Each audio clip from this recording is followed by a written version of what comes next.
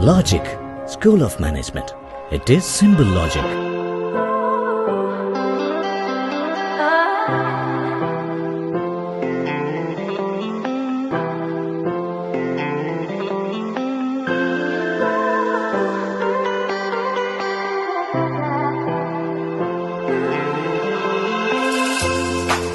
Welcome to another episode of Logic School of Management presents Business Sense. It is business and essence, so therefore it is a business sense. And this is an entrepreneurial conversation in these COVID times. My guest today is a very, very prominent citizen of Kerala and India, and very well known and very well sought after person. And he is none other than Mr. Jose Dominic. You could describe him many ways. One of the ways we used to describe him as was the managing director and chairman of the board of a CGH group of companies, which he doesn't claim any longer. He says, I am a startup entrepreneur. That's what now he says. He says, I don't want to be now called as a chairman or CEO of or MD of CGH group. Of course, there are others, his brothers are all there. But he said, okay, I would like to be called as a startup entrepreneur. So he has David Hall and many other enterprises that he's managing himself, duly assisted by his wife, Anita. And now there is a lots of first to his credit and lots of the country and the state owe in so many ways to Mr. Jose Dominic, from the simple point of view that actually the experiential tourism has been brought, that the word coined the word, and the tourism has been brought to the state and the country by him. And then thereafter we have gone into responsible tourism, and he for one believes in that, the responsible tourism. Mobility is another thing that he holds very, very dear to his heart. And if there is a committee on travel tourism across anywhere in the country or the state, he's part of that. He's part of that advisory. He's part of that committee. He had chaired Thai Kerala. He had chaired Cochin Chamber of Commerce. That's an ASSOCHAM outfit as far as Kerala is concerned, as well as he had chaired CIAP Kerala. He's also on the regional and national panel of CIAP Kerala related to tourism. I can go on and on because there are so many organizations. For example, Kerala Travel Mart, that wonderful edition which had started and really linked Kerala to the world.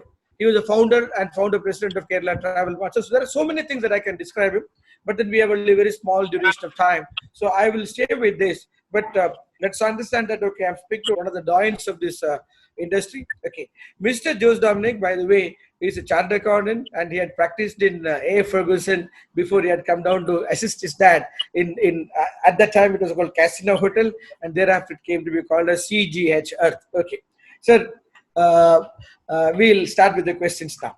Okay, we are going through a pandemic, which maybe 6 months back we wouldn't have dreamt of it, but now it is all over the world, and some nations had real trouble. In India, we have been trying to contain it with lock-ins, and the third instance of lock-in being extended for the country. So tourism, I think, one of your colleagues in the same industry, I heard Najib speaking that the industry which hit biggest and first and biggest was travel and tourism, and the industry that is going to recover the last is also going to be travel and tourism. So how has this pandemic affected this particular industry, sir, travel and tourism? Thanks, Asar. Now let me just come right to the topic. I know this pandemic which has hit the world, and as you said, quoting Najib, that tourism is the first hit, worst hit, and longest hit. Yes, longest hit. Yes, that's what and, it is. It's going to be time in which it's going to take a long time to recover. Yes. So in this context, one must understand, yes, where does Kerala stand, and what is our way forward. I think I see this in two stages. Yes. We don't know whether we are only at the beginning, yes, or whether we are at the middle, or we are at the end. Our first and priority is now today survival. Yes, it is. From survival, we can think of revival. Yeah. Okay. Survival. So to revival. when in survival, let us look at what the industry means. Okay. The industry today in Kerala, it is, in some senses, let me just put a parallel to this, what has happened before the COVID, what happened in Kerala. We had the 2018, the big flood. Yes. We had the 2019 also flood. Yes. And before that, we had the Nipah. Yes. And this came at the time of what I would call a steep rise Kerala had from the mid-90s, Yes. and plateaued out, and then hit very badly by these what we thought were major catastrophes of that time. Yes.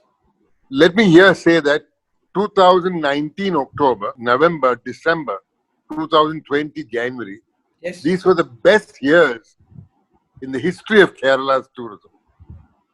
Number-wise, occupancy-wise, even in our own enterprise, our 60-year-old history, we had the best numbers. Okay. So we actually had a spring back. Yes. And in January 2020, yes. Kerala Tourism announced the spring back, 24% growth, numbers which they used to talk about a decade earlier. Yes. And this was the background of when the COVID struck. Yes, it is. And when the COVID struck, it was not a body hit. We just fell off the cliff. Okay, that's a very good zero. analogy. Okay, yeah. To zero. And now if you look at Kerala depends, what is the relationship with Kerala dependence on tourism? Yeah. It is said to be, as Kerala, tourism is Kerala's dividend. Yes. Of its early history, of education, yes. of egalitarian culture, okay. of high development index. Yes. All of which created tourism of the kind that we have in Kerala. Okay. Okay. So we have an inherent strength. At the time, in the early days, or which I say mid-90s, yeah, Kerala's left of left governments yes. thought tourism to be an embarrassment. It was luxury, capitalist, and bourgeois. Yeah. Okay.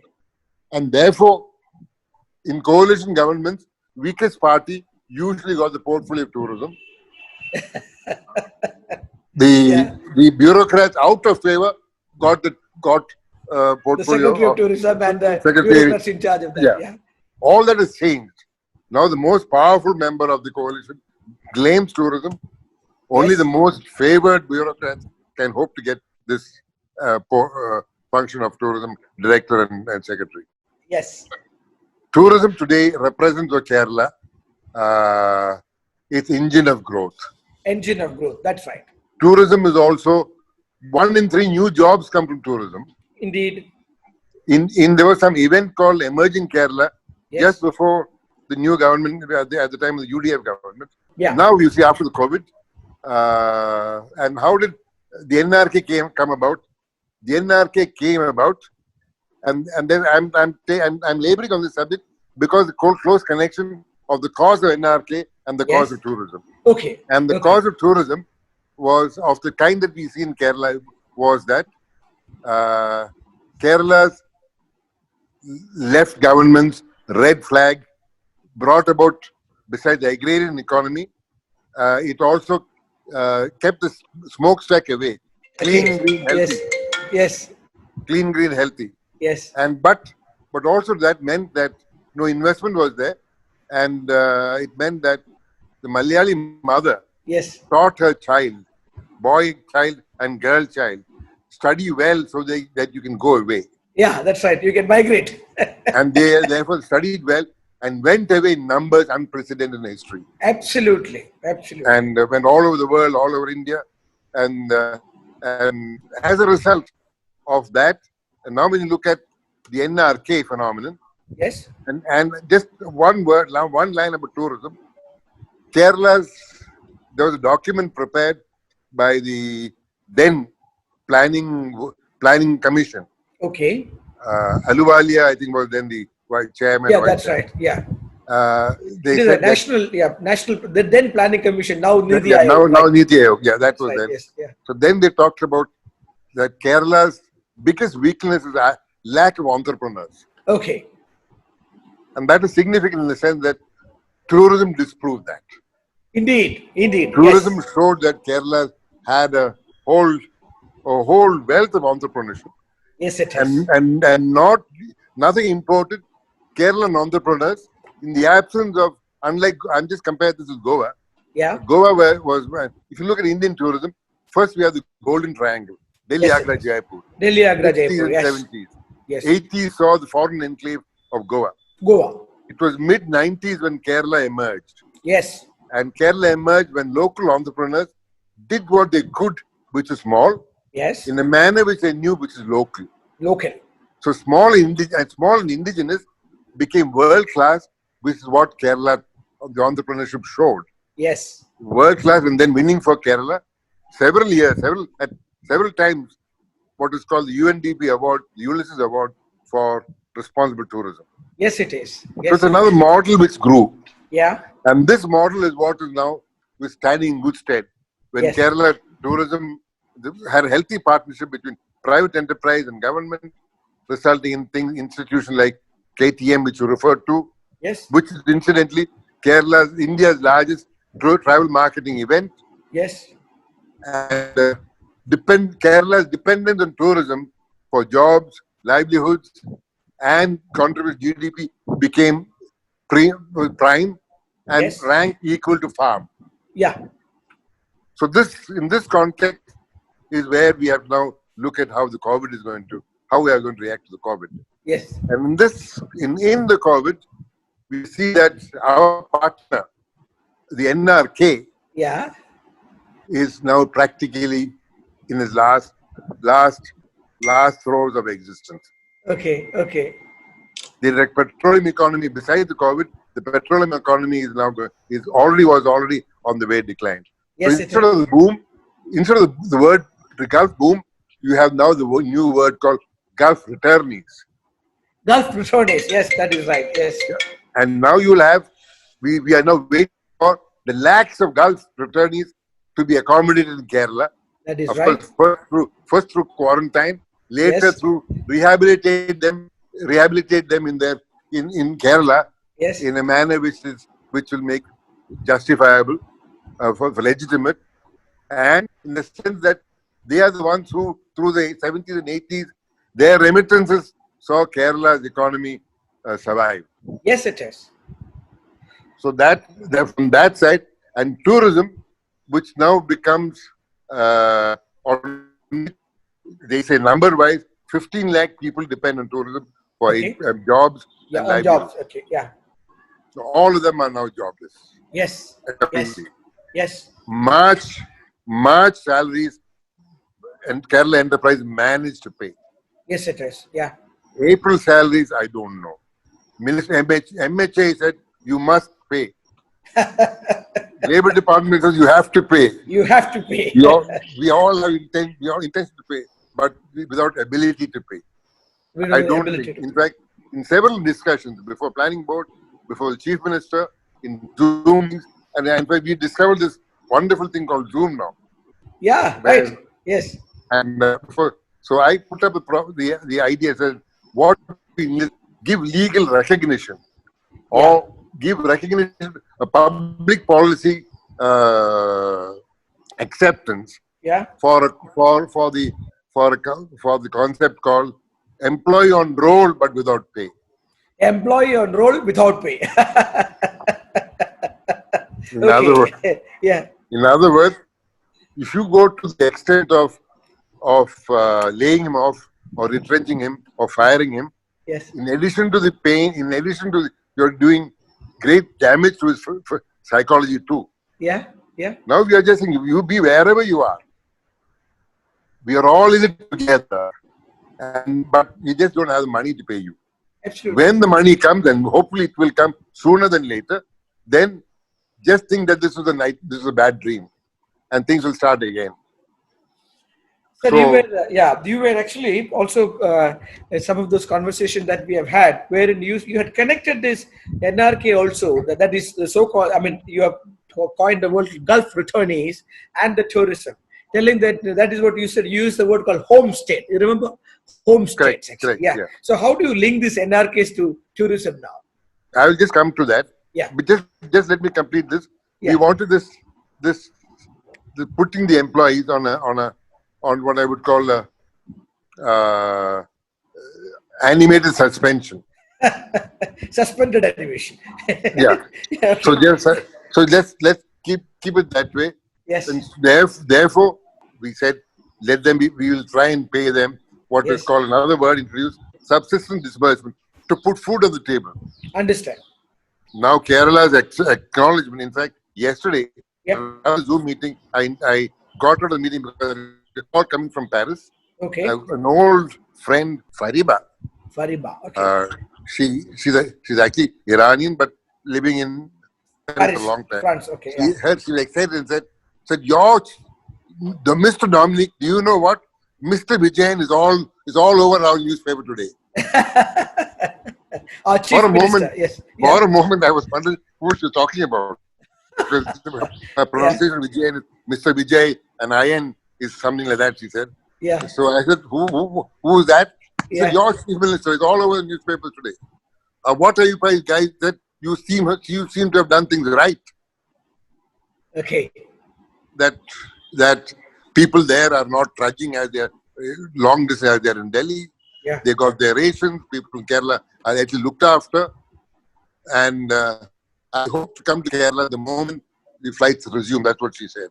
Now coming back to your question about NRK. Yeah. What does tourism, the NRK population, Yes. you have a large number of people who gone to Gulf, who had foreign exposures, who worked in several international exposure.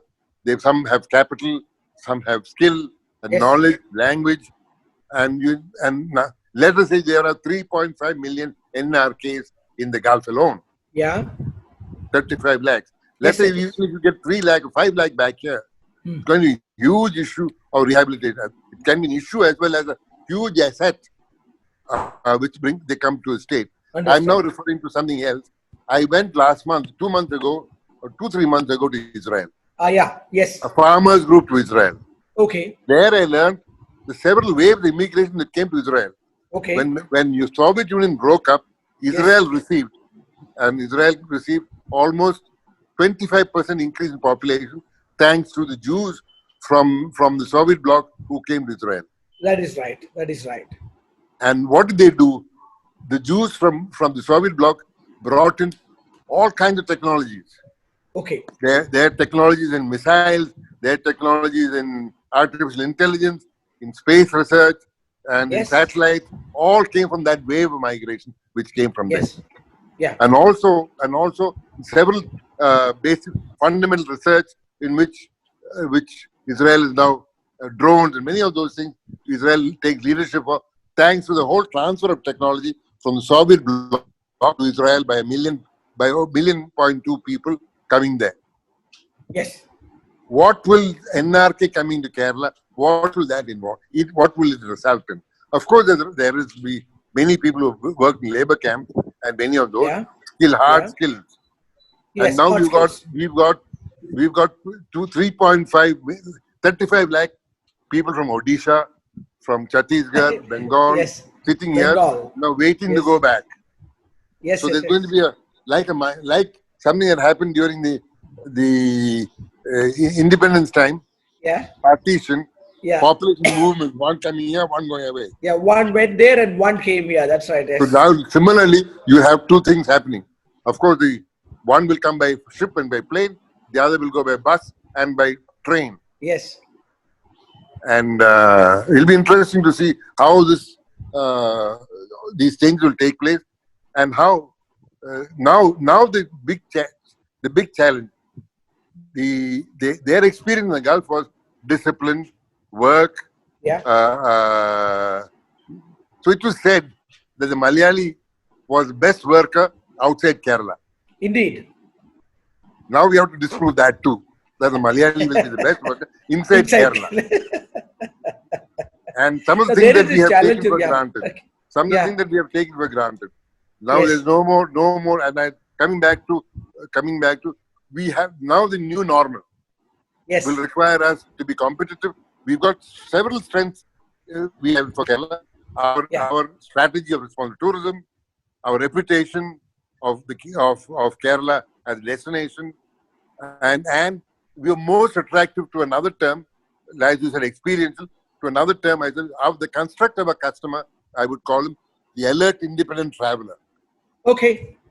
Who is the alert? And to know who is he, there's another term. I'm borrowing this from an old friend of mine in the 80s.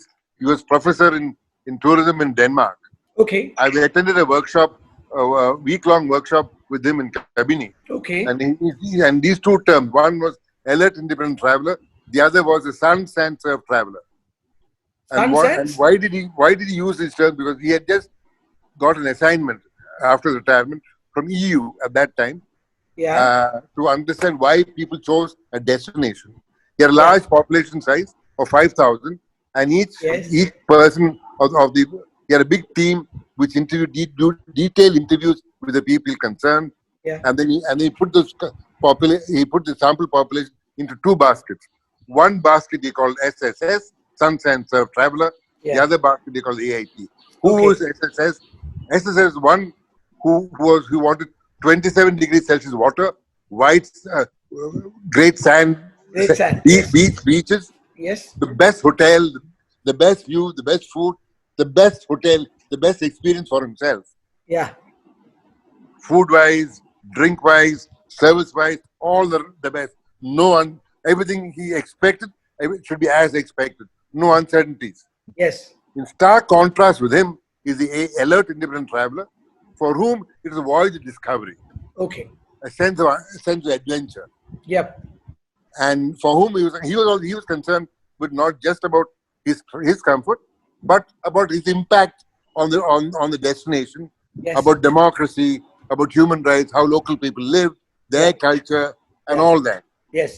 So stark different types of people. It is. Adler also said in his discovery is that 90% fell into SSS and 5% into AIT.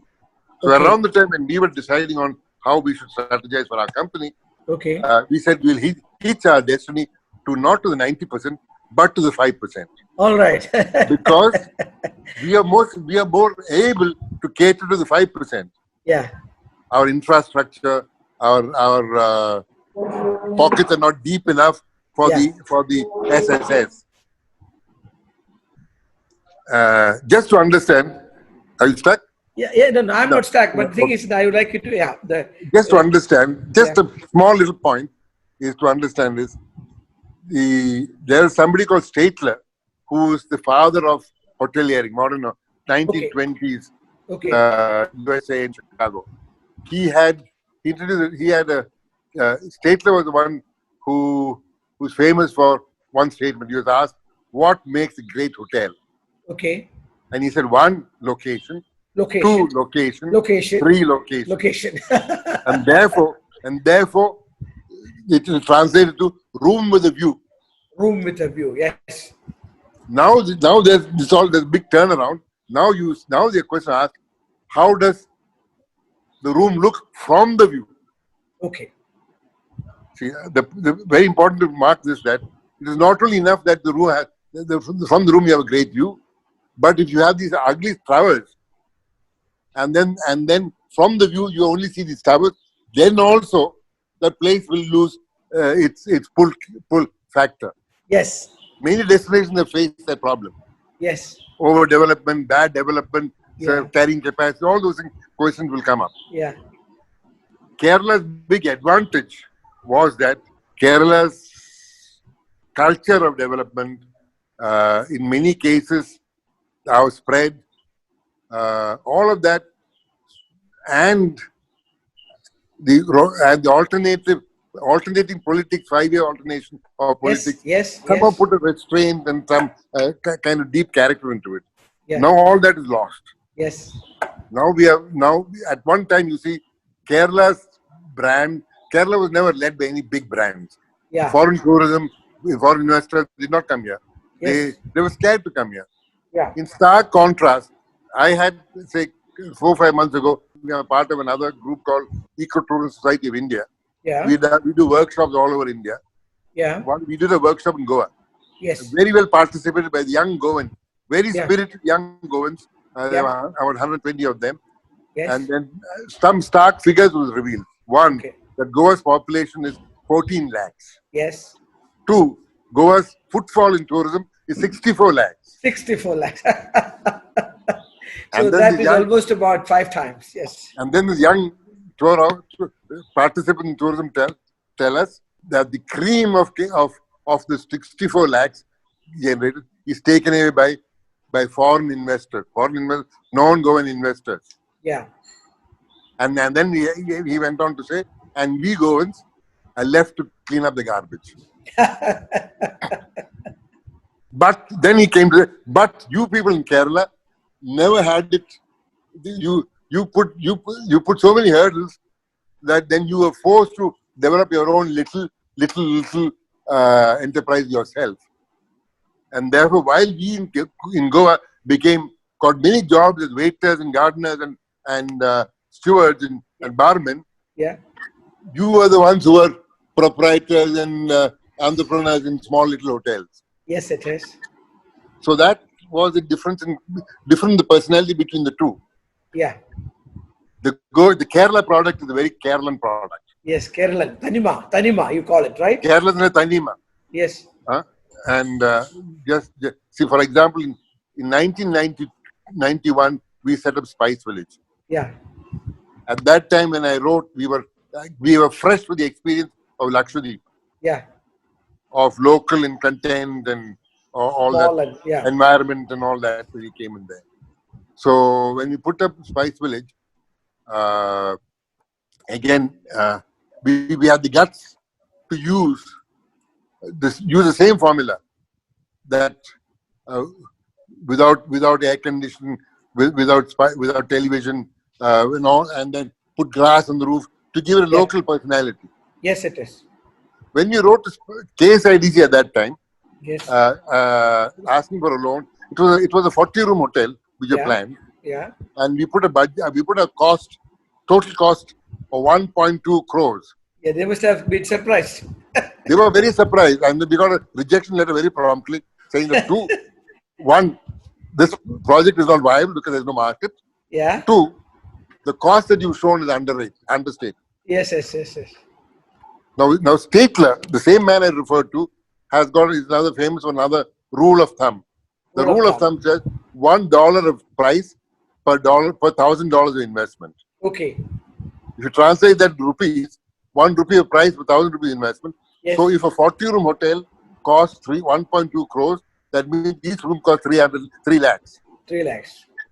That means by stateless principle, we should charge a price of 300 rupees. That is right. Instead, we charge a price of 2,400 rupees. Yes, it is. And why did we justify it? Yes, we said the price was justified because the environment preserved, because of the experiential nature of the place. Yes. So we are in partnership with the environment and community. Yes. Learnings from Lakshadweep. Yes. And Spice Village, in record time, became the place of first choice. Understand? Yes. Whereas you should be getting break even at 300 rupees. Imagine if you have no room to sell, even at 2,400 rupees, your profitability was zoomed up. Yes. And what did happen in those years? Now I'm talking 91, 92. In those years, you never employed anyone local. Yeah. Because the union will be there, but you will come and hammer and tongs at you. Yeah. You employ them far away, so that you give them a 6-month contract. As a contract, you send them away. Yeah. But coming from Lakshadweep, we forgot all that. Yes. So we said we selected the boys and girls from the local locals. village. Yes, local village. And then we told them, you wear your munda and yuba. Yeah.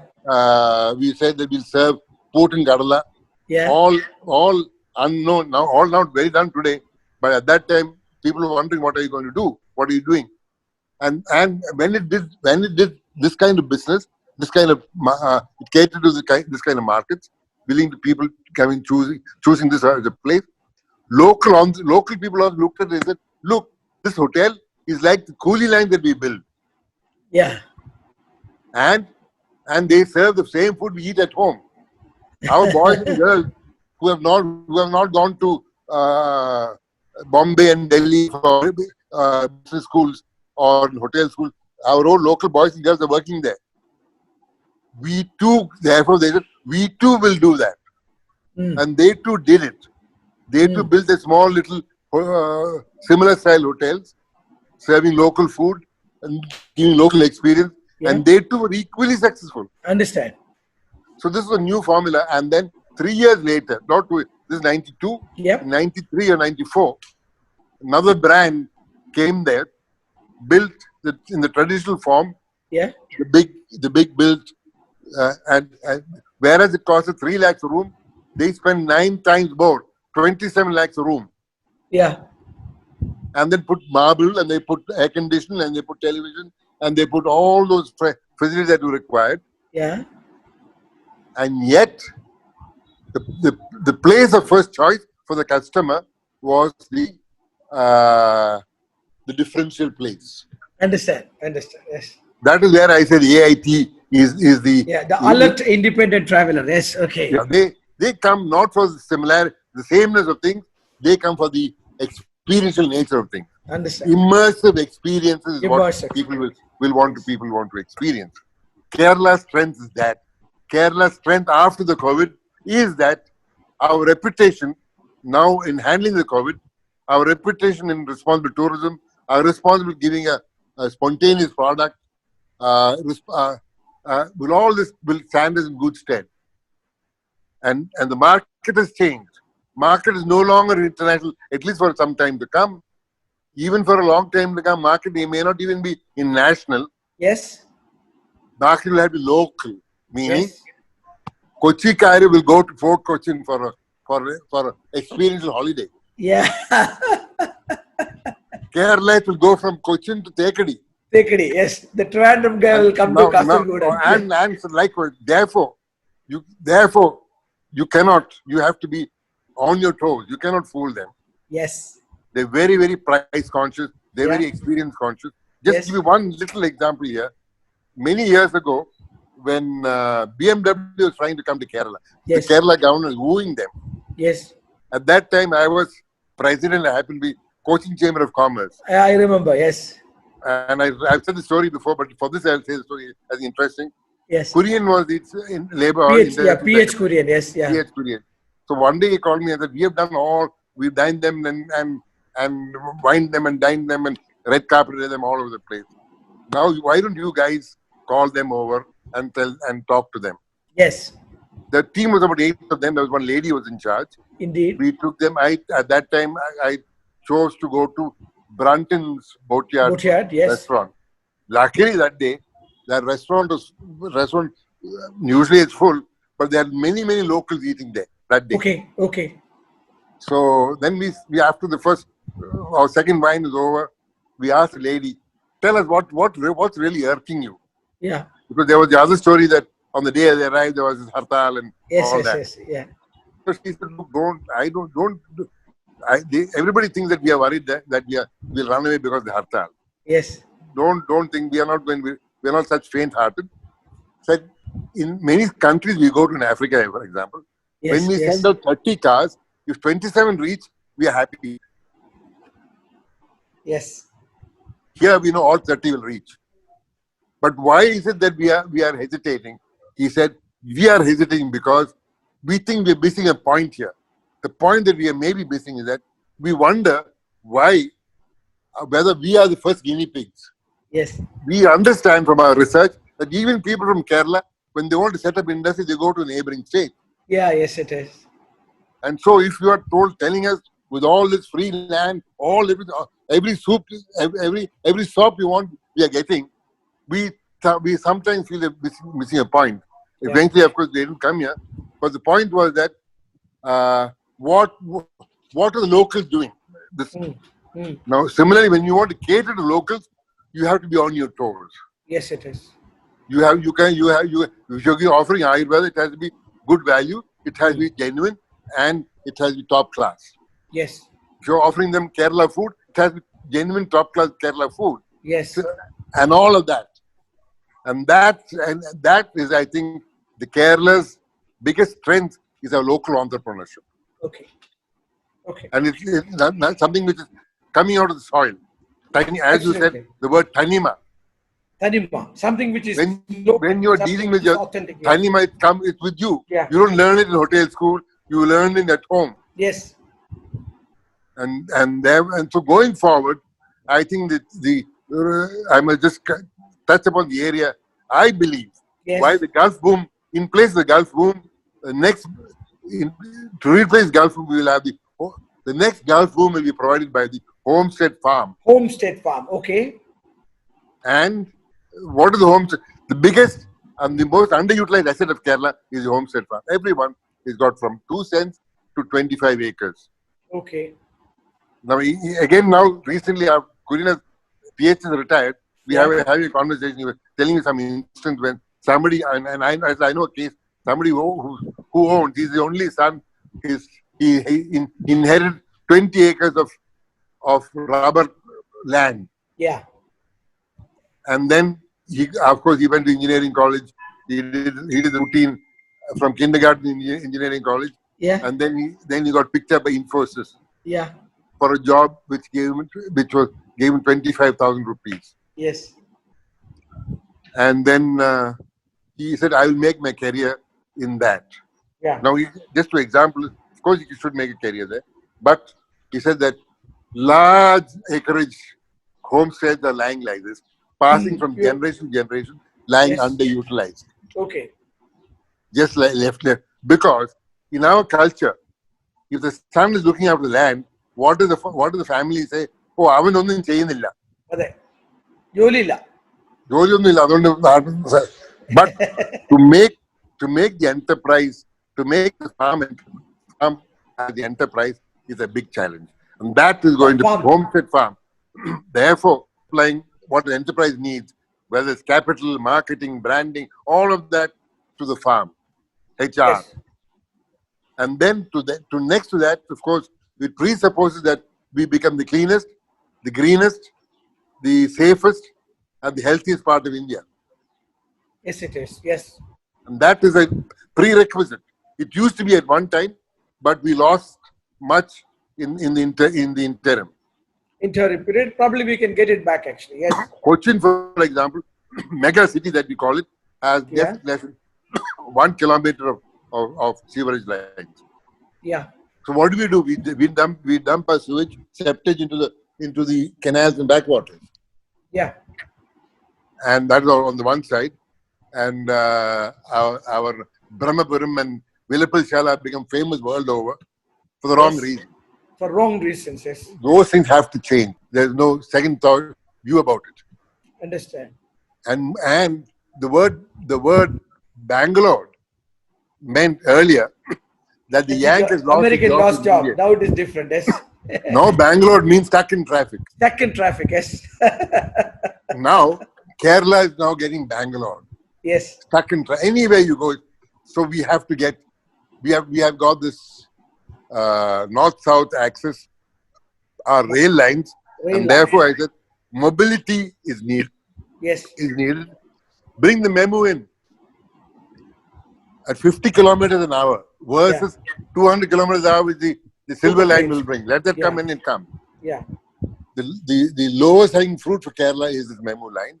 Yeah. Mobility would mean the highways will get depopulated, the cities will get decongested, the rural will get rejuvenated. Yeah. And that's the time when the homestead farm will bloom. Yes. That's the time now compared with the COVID opportunity. China, Japan wants to move industry out of China. Yeah. Korea wants to move industry out of China. And so will everybody, rest of the world. Kerala must now put his leg put forward that come and do it in Kerala. But at the same time, we must also know that Kerala's high cost for labor, high cost for land. Yet Kerala must stand in front because we must offer high value, high tech, less polluting. Similar to the Swiss manufacturing style, where Switzerland mixes industry manufacturing with tourism. Understand, yes. Similarly is Kerala position. There in the Alps, here in the backwaters and in the tropical lands. Therefore, I think Kerala's position reinventing itself and revalidating it's not reinventing, revalidating our originality, what our own personality. Okay. Which is unique. And So this, that is a Tanima that you're talking about. So you have Correct. linked the travel and tourism into experiential, into NRK, and also into the mobility, and then trying to arrive at the very special Keralite or the very special Kerala way of doing things. That's what you're coming. But do you think this the Kerala, one is that we can offer, but the industry from China, Kerala putting the foot forward to saying that we can start it here, will that of ever be course, a reality? why I say so is many Japanese companies come to Kerala Yeah, and very successfully. yeah, Now, with a track record like that, yes, suppose you have a cluster of yeah, Japanese companies. What Japan does, following Japan will be Korea, and following Japan and Korea will be Taiwan. yeah, So you got biggest assemblers in the world are from Taiwan. yes, Whether your iPhone and all of that, assembly yes, line manufacturers. yeah, If then you've got the example of rural women making for Terumo blood bags yes, in a yes, scale that never been done before. yeah, See, those examples, I don't think we need to go after. We cannot and we should not go after the big manufacturers, automobiles and steel and machinery. yeah, We have to be a tool room to the world. yeah, Now, if I have a cousin a nephew in Pune, yes, he was in Voltas. He was an engineer. He went to tool room. He's manufacturing. He set up his own unit to manufacture molds. yeah, And he said that there are 10 such mold makers in Pune. Pune, Companies, yes, each employing about 100 people each. yeah, Average pay take home for them is about 75,000 rupees a month. understand, Very well skilled. yeah, And all of them, 60% of the Pune tool room workforce speak Malayalam. okay. Are they And that, Malayalis or they speak Malayalam because they no, employ they are Malayalis. All Okay. come from, apparently somewhere in Telicheri, somewhere there's an institute which is tool Yeah, room. that is NTTF. And Yeah. somehow, even in the hotel industry, the back office is all full by the kitchen's back office is manned by Malayalis. Malayalis. The cruise industry of the world is manned by in the not in the engine room but in the software side by Malayalis. Malayalis. Look at the nursing profession in the world. Yeah. The European German hospital system will collapse if the Malayalis decide to come back. The Malayali nurse decide to come back. Yes. Yes, and now all over the countryside of Kerala, you will have these palatial houses, and you ask, other Germany and North India. So, see, they are all great stories. But remember that somebody went there, braved it there, and succeeded there. Understand. So I'm saying comparing the tool room mold maker of Pune. So Swiss style manufacturing. T.T. Ashok from when he was the regional chair of CIAP, which Kerala is more suited for Switzerland type of manufacturing. Small in size, high value. You should not need high container vessels to take it. Your product should be put in a suitcase and taken. When you manufacture a mold, the product might cost 30 lakhs. Yeah, but it can be packed and put in the cover and send. Yeah, and take it there and deliver it there. So this kind of opportunity, along mixes with tourism, mixes with farm, and most importantly with the farm enterprise. Our microclimate, which grows the most exotic product, pepper, all the spices that you think of is Kerala. Yes. Along with it, you mix it with wellness and healthcare. Yes. Ayurveda. Immunity. This whole subject of herd immunity or Ayurvedic immunity is now part of that. You can battle the COVID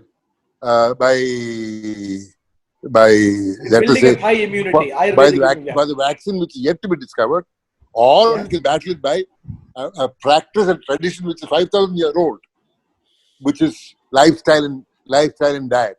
Yeah. So great opportunities are there, and a calamity like the COVID has also uses. We have to get rid of many things that are which are pulling back the state. And I'm not talking about Nokakuli. I'm not talking only about Attimari. They have to go. There's no second two thoughts about it. Yes.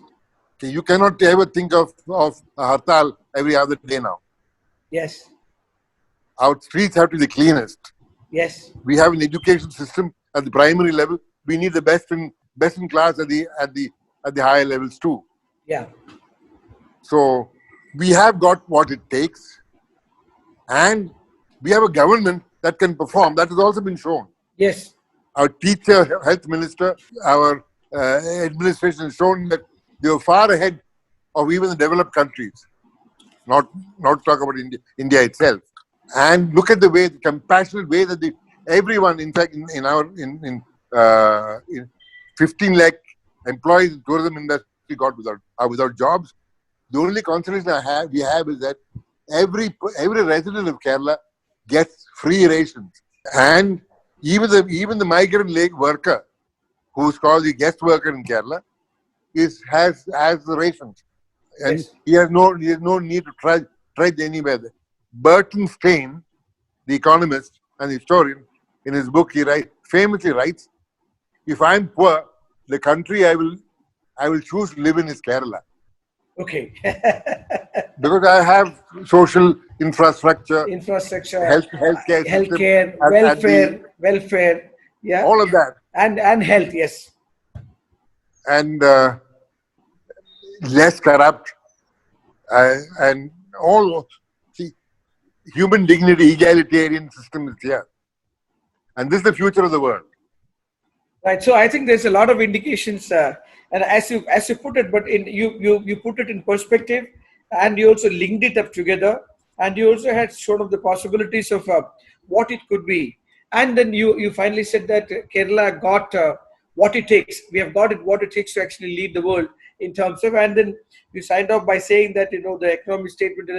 Okay, if I am poor, I mean, I would like to live in Kerala because then I will not be worried about my healthcare and my food and my stay and my living, etc. Sir, I think we have taken a very long time. We have designed this for actually a 30-35 minute start. We have taken about 50 minutes, but I'm so happy that you were just flowing. That's just flowing, and then and in this instance, I must also say that beautifully you have linked everything together, and the flow, it's not only about tourism, it's not only about mobility, it is not only about the NRKs, it is not only about what we have. You've connected us everything. So I would put the whole thing on the net for people to understand, and I will say, colloquially saying, them to chew your thoughts, and then see that, okay, what it takes that Kerala has. I thank you very much. And it had indeed been a pleasure, and I'm always privileged to be associated with you and acquainted with you. So we will stop it here, and in the typical new way, the new, what do you call, the new normal. New normal. We should say thank you. Namaste. Yeah, the namaste, and thank you. Thank you very much. Thank you. See you. Thank you very much. Yeah, I enjoyed it as much as spending the time to chatting with you, and I would always say that I like to hear you because you call a spade a spade. Oh my, thank you very much. That has landed me in many places, difficulties, which but then I would continue being what I am. Thank you very much, sir. Please take care. Thank you very much. See you around as fast as possible. Okay. Thank you. Yes. Thank you.